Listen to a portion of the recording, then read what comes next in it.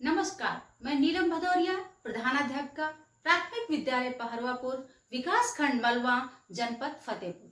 तो बच्चों, आज हम फिर से एक नए पाठ के साथ, नए विषय के साथ आपके सामने हैं। विषय हमारा परिवेश, कक्षा 5, पाठ का नाम है गौरव पुरस्कार। मुझे आज याद आ रहा है पिछले वर्ष का वो पल जब आपने मिलकर वार्षिकोत्सव मनाया था। आपको याद है?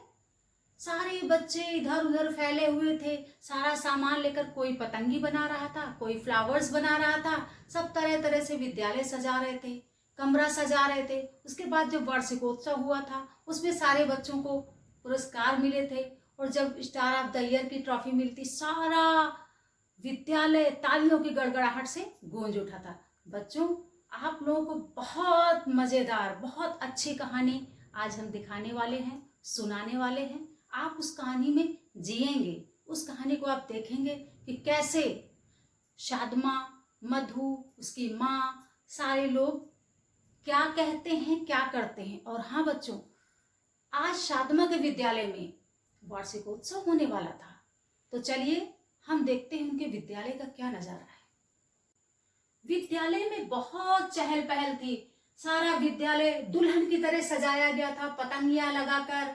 और कक्षा के सारे बच्चे और विद्यालय के सारे बच्चे आते जा रहे थे, बारी बारी से अपनी अपनी जगह पर बैठते जा रहे थे। मुख्य अतिथि का इंतजार हो रहा था।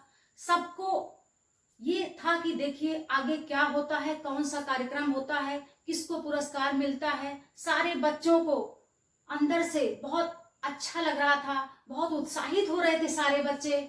शादमा भी बहुत खुश थी, उसे पता था कि ट्रॉफी उसको मिलेगी।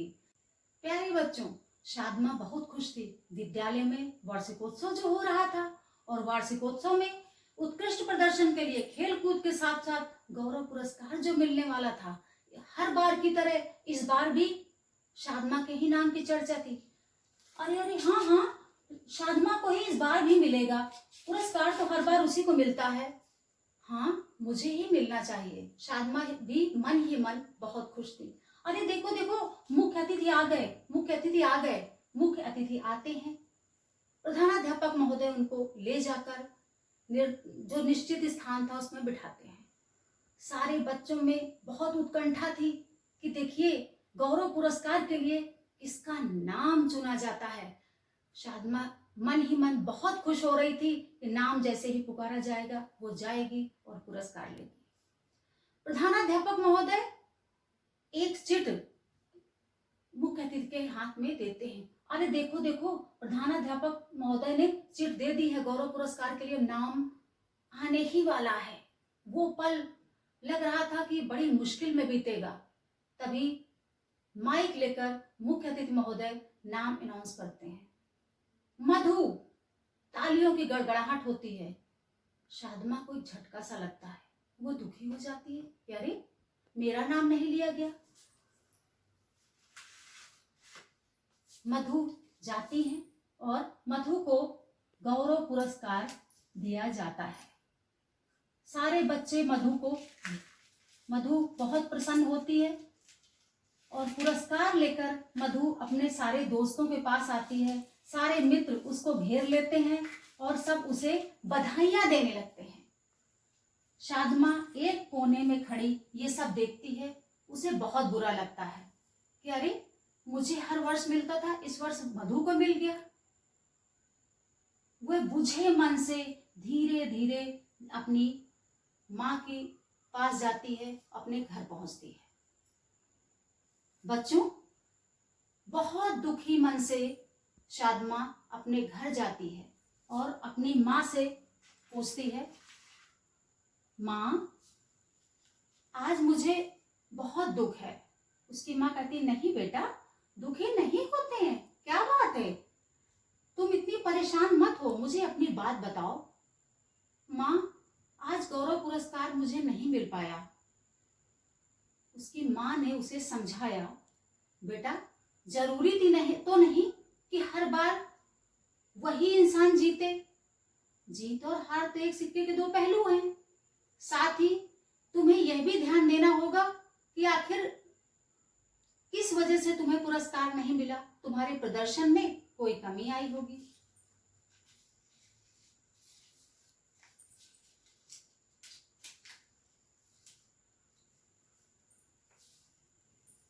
अब देखिए बच्चों, मधु बहुत खुश थी क्योंकि मधु को गौरव पुरस्कार मिल गया था।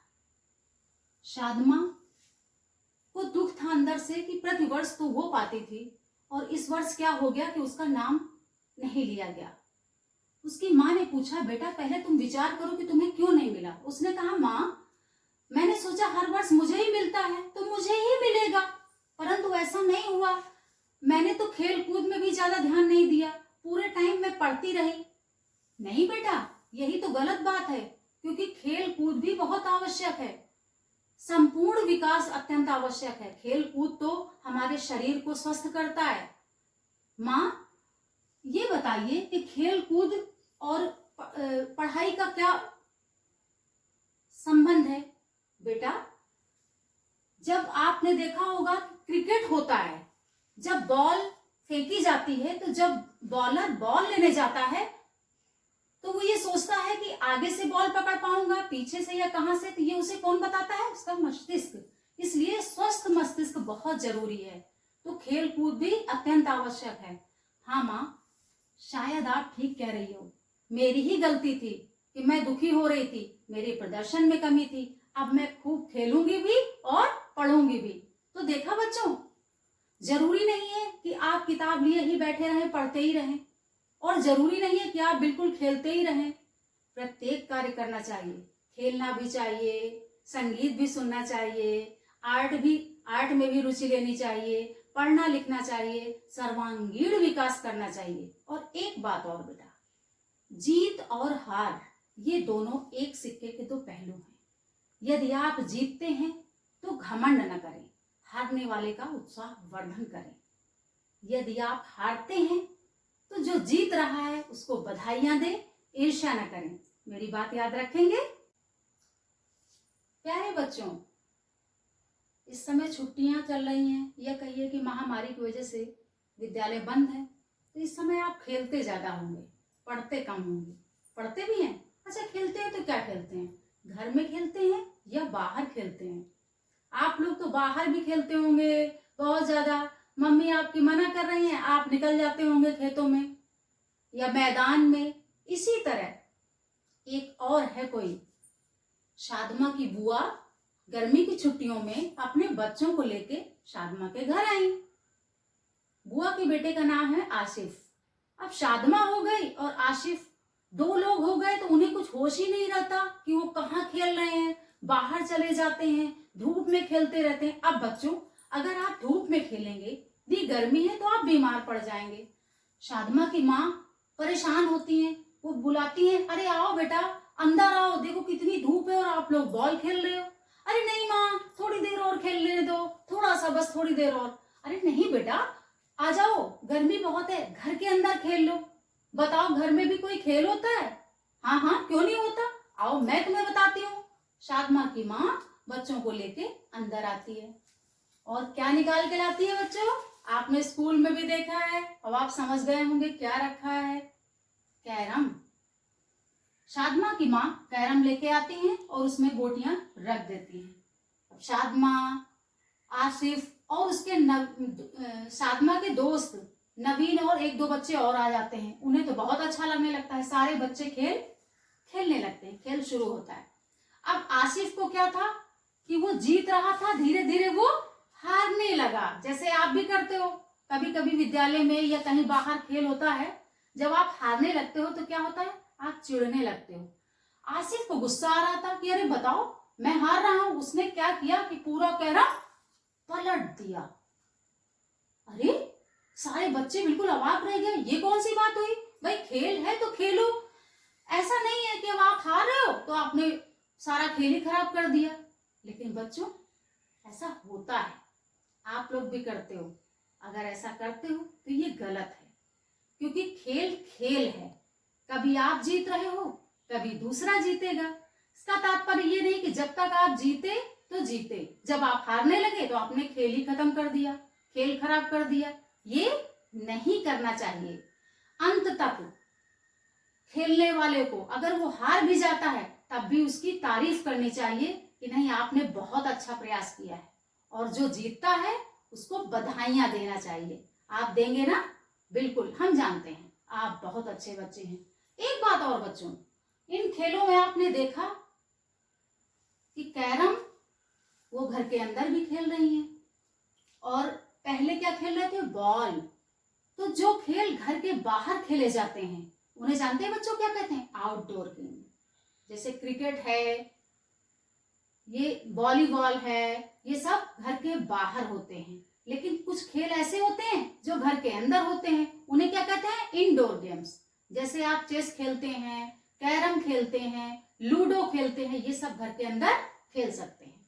जब गर्मी अधिक है तो आप घर के अंदर खेल सकते हैं, जब आपको सही लग रहा है मौसम तो घर के बाहर खेल सकते हैं। लेकिन खेलना भी जरूरी है क्योंकि आपका शरीर स्वस्थ रहेगा। और हाँ, खेल को बिगाड़िएगा मत। ऐसा ना हो कि पता चला आप हार रहे हो तो आपने खेल ही बिगाड़ दिया। नहीं बिगाड़ेंगे ना? बिल्कुल। प्यारे बच्चों, आपको ये भी जानना जरूरी है कि प्रत्येक खेल के नियम और विधियां होती हैं। उन्हीं नियम और विधियों से खेला जाता है। साथ ही खेलते समय टीम भावना और आपसी सौहार्द के साथ मिलजुल कर खेलते हैं। आपस में ईर्ष्या नहीं रखा जाता है। आपने देखा कि जब आसिफ ने इस तरह की गलती करी तो उनकी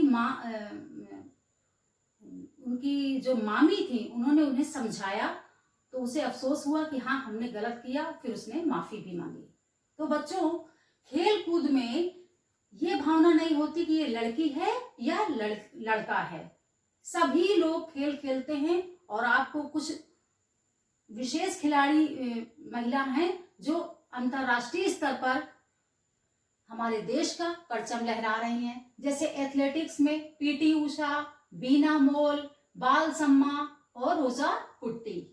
इसी प्रकार तैराकी में बुला चौधरी, टेनिस सानिया मिर्जा, लंबी कूद अंजू बॉबी जॉर्ज, बॉक्सिंग मैरी कॉम, बैडमिंटन साइना नेहवाल, कुश्ती साक्षी मलिक।